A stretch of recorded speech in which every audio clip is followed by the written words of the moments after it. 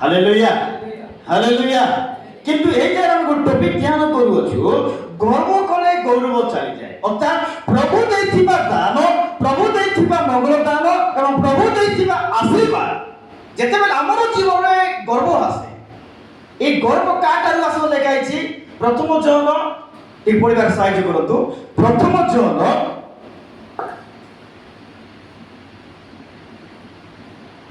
2 অধ্যায় 16 পদ পড়ন্তু।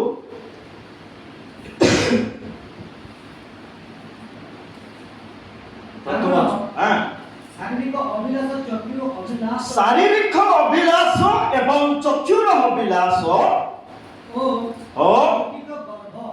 লৌকিক গর্ব এই সংসারে থিবা সমস্ত বিষয় এটা ঈশ্বরটার নুহে, মাত্র এই সংসার উৎপন্ন হইଥାଏ। হালেলুয়া। কাটার উৎপন্ন হইଥାଏ? সংসার। কেত বাবতি প্রায় লোক বাবতি নেই কি পাস্টর আগে আমার কোন বাবত কোন বল কহନ୍ତି, ଆମକୁ ଦେଖି କରି ଗର୍ବ ବିଷୟ କହନ୍ତି, ଅହଙ୍କାର ବିଷୟ କହନ୍ତି, ଦେଖି କରି ଡୋଜ ମାରନ୍ତି ବାବତ କେତେଟା ଜାଗାରେ ବି ଶୁଣିବାକୁ ପାଉଛୁ। କିନ୍ତୁ ବାକ୍ୟ ସେମିତି ପରାମର୍ଶ ଦିଏ ନାହିଁ। ବାକ୍ୟ ଆମମାନଙ୍କୁ ନିୟନ୍ତ୍ରଣ ରଖିବା ପାଇଁ, ପାପଠାରୁ ଦୂରରେ ରଖିବା ପାଇଁ ଆମମାନଙ୍କୁ ପରମେଶ୍ୱର ଈଶ୍ୱରଙ୍କର ବାକ୍ୟ ଦେଇଛନ୍ତି। ନହେଲେ ବାକ୍ୟ ଆମମାନଙ୍କୁ ଦେଇନଥିଲେ ଆମେ ନିନିବିର ଲୋକର ସଦୃଶ ହେଇଥାନ୍ତୁ। ଯେମିତି ପାପ ବଢୁଥିଲା, ତାପରେ ପ୍ରଭୁଙ୍କର ଦାସଙ୍କୁ ପଠାଇଲେ କାହାକୁ? ଜୁନସକୁ। ହାଲେଲୁୟା ହାଲେଲୁୟା। ପ୍ରଭୁ ଯଦି ଜଗତରେ ଆସି ନଥାନ୍ତେ, ଆଉ ଏ ବାଇବେଲ ଯଦି ମୋତେ ଏବଂ ଆପଣମାନଙ୍କୁ ଦେଇ ନଥାନ୍ତେ, ତାହେଲେ ଆମେ ଉଦ୍ଧାର ରାସ୍ତା ପାଇ ନଥାନ୍ତୁ। କିନ୍ତୁ ବର୍ତ୍ତମାନ ସମୟରେ ଯୋଉ ପାଠ ଯୋଉ ଶାସ୍ତ୍ର ଆମେ ଧ୍ୟାନ କଲୁ, ତିନିଟା ବିଷୟ ଦେଉଛୁ, ଶାରୀରିକ ଅଭିଳାଷ ଏବଂ ଲୌକିକ ଗର୍ବ ଏବଂ ଚକ୍ଷୁର ଅଭିଳାଷ। ଏ କାହାର ଉତ୍ପନ୍ନ ହୋଇଅଛି? ସଂସାର ଉତ୍ପନ୍ନ ହୋଇଅଛି। ସଂସାର ଉତ୍ପନ୍ନ ହୋଇଛି ମାନେ କିଏ ଉତ୍ପନ୍ନ କରିଥିବ? ଶୈତାନ। ହାଲେଲୁୟା ହାଲେଲୁୟା ହାଲେଲୁୟା। କିନ୍ତୁ ବେଳେ ବେଳେ ଆମମାନଙ୍କର ଜୀବନରେ ମଧ୍ୟ ଦେଖାଯାଉଛି କି ନାହିଁ? ଖ୍ରୀଷ୍ଟିଆନ ଲାଇଫରେ ମଧ୍ୟ ଦେଖାଯାଏ, ଖ୍ରୀଷ୍ଟିଆନ ପରିବାରରେ ମଧ୍ୟ ଦେଖାଯାଏ, ମଣ୍ଡଳୀ ମନ୍ଦିର ମଧ୍ୟ ଦେଖାଯାଏ। ମଣ୍ଡଳୀର ସୌଭାଗ୍ୟତା ଗୋଟେ ଦୂର ହେଇଯାଏ, ମଣ୍ଡଳୀର କିଛି କାରଣ ଯୋଗୁଁ କଣ ହେଇଯାଏ? ଗୋଟେ ବିଚ୍ଛିନ୍ନ ହୋଇଯାଏ, କିଛି ସମସ୍ୟା, କିଛି କଥା ଯୋଗୁଁ, କୌଣସି ବିଷୟ ଯୋଗୁଁ କଣ ହେଇଯାଏ? ଡିଷ୍ଟର୍ବ ହେଇଯାଏ। କିଏ କୁହନ୍ତି ନାହିଁ ମୋର ବିଷୟ ସେମିତି କହିଲା, କିଏ ଭାବନ୍ତି ସେ ମୋ ବିଷୟ ସେମିତି କହିଲା। এই প্রকার গোটে ମୋ ବିଷୟ ବୋଲା ବେଲେ ନେଇକି ଦୂରକୁ ପଳାଉଛି। ଅର୍ଥାତ୍ ଈଶ୍ୱରଙ୍କର ବାକ୍ୟ ଗୋଟେ ପରାମର୍ଶ ଦିଏ। ଜଣେ ବ୍ୟକ୍ତି ଦିଏ ଟିକେ ପଢିବା, ଜଣେ ବ୍ୟକ୍ତିଙ୍କର ଜୀବନରେ ମଧ୍ୟ ଏହା ଥିଲା, ଗର୍ବ ଥିଲା ନମ୍ବର 1, ନମ୍ବର 2ରେ ଅହଙ୍କାର ଥିଲା, ଆଉ ସେ ଦିନେ ଗଡ଼େଇ ଯାଉଛନ୍ତି ନା ପଶୁ ତୁଲ୍ୟ ହେଇ ଯାଉଛନ୍ତି। ତା ନାଁ ଜାଣିଛନ୍ତି କି? ନବୁକଦନେସର। ପ୍ରଭୁ ତାକୁ ଗୌରବ ଦେଇଛନ୍ତି। କୋଉ ଗୌରବ ଦେଉଛନ୍ତି?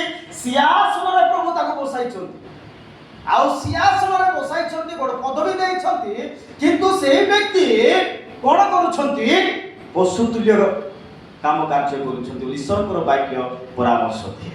ଏ ପଢିବା ଦାନିଏଲ ପୁସ୍ତକ 5 ଅଧ୍ୟାୟ 19 ପଦ ପଢନ୍ତୁ, 20 ପଦ ପଢନ୍ତୁ। ଦାନିଏଲ 5 ଅଧ୍ୟାୟ 20 ପଦ ପଢ।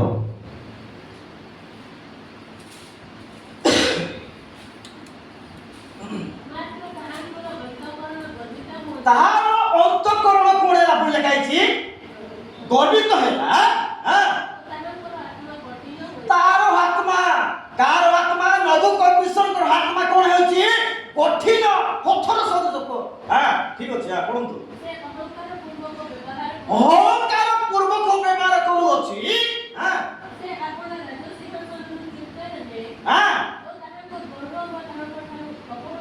ଅପହୃତ ହେଲା, ଗୌରବ ତାଠାରୁ ପଳେଇଗଲା, ବିଦାୟ ହେଇଗଲା, ବାହାରିଗଲା। ଯୋଉ ଗୌରବ ପ୍ରଭୁ ଦେଇଥିଲେ ତାକୁ, ସେଇ ଗୌରବ କଣ ହେଇଗଲା? ପୁନର୍ବାର ପ୍ରଭୁ ନେଇଗଲେ। କାହିଁକି ନେଇଗଲେ? ପ୍ରଭୁ ତାକୁ ସିଂହାସନରେ ବସାଇଛନ୍ତି। ଆକୁ କି ଦରକାର ଅଛି ବିଷୟରେ ତାର ଜୀବନ ନେବା ପାଇଁ? এই প্রশ্ন করে ভাবি দেখলে কি দরকার আছে তার জীবন অহংকার হেবা পায়? কি দরকার আছে গর্ব করিবা পায়? কি দরকার আছে আত্মাকে কঠিন করিবা পায়? জগতরে হেলে আমি বঞ্চিতাও, অধিক হেলে গোটে 70 নলে 80, তার অধিক দেই পারি না। আমি কাহিকি সেই বিষয়ে গুরুত্ব দেব? ତାଙ୍କୁ ଗୁରୁତ୍ୱ ଦେଲା। ପ୍ରଭୁ ତାଙ୍କୁ ସିଂହାସନରେ ବସାଇଥିଲେ, ରାଜକର୍ମରେ ବସାଇଥିଲେ, ଦାୟିତ୍ୱ ନେବାର ଥିଲା, ଭଲ କାମ କରବାର ଥିଲା, ଲୋକମାନଙ୍କୁ ଭଲ ଶାସନ କରବାର ଥିଲା, ଲୋକମାନଙ୍କୁ ଭଲ ଉତ୍ତମ ଶିକ୍ଷା ଦେବାର ଥିଲା। କିନ୍ତୁ ସେଇ ଶିକ୍ଷା ନେଇ ସେ ନିଜକୁ କଣ କରୁଅଛି? କଣ କରୁଛି? ଅହଙ୍କାର କରୁଛି। ଅହଙ୍କାର କଲେ କଣ ମିଳିବ କି? ଯୋଉ ଜାଗାରେ ମିଳିବା କଥା ସେଟାକୁ ଆମେ ନ ଖୋଜି ଅନ୍ୱେଷଣ ନ କରି ନ ମିଳିବା ଜିନିଷ ଆମେ ଯଦି ଅନ୍ୱେଷଣ କରିବା କଣ ଫାଇଦା ଅଛି କି? ଫାଇଦା ଅଛି କିଛି ନାହିଁ। ଗର୍ବ করে আমি দেখলু টপিক দেখলু, গর্ব করে তার জীবন কোন যাইছি? গৌরব চালি যাইছি। হালেলুয়া, হালেলুয়া, হালেলুয়া। প্রিয় প্রভুଙ୍କର ଲୋକମାନେ, ମୁଁ ଆପଣମାନଙ୍କୁ କହିବା ଚାହେଁ ଯେ ଆମେ ଗର୍ବ କଲେ କିଛି ବିଷୟ ଯେଉଁ ଆଶୀର୍ବାଦ ପ୍ରଭୁ ଆମମାନଙ୍କୁ କିଛି ଦେଉଥିବେ ସେଟା କ'ଣ ହବ? ପୁଣି ଅଟକିଥିବ।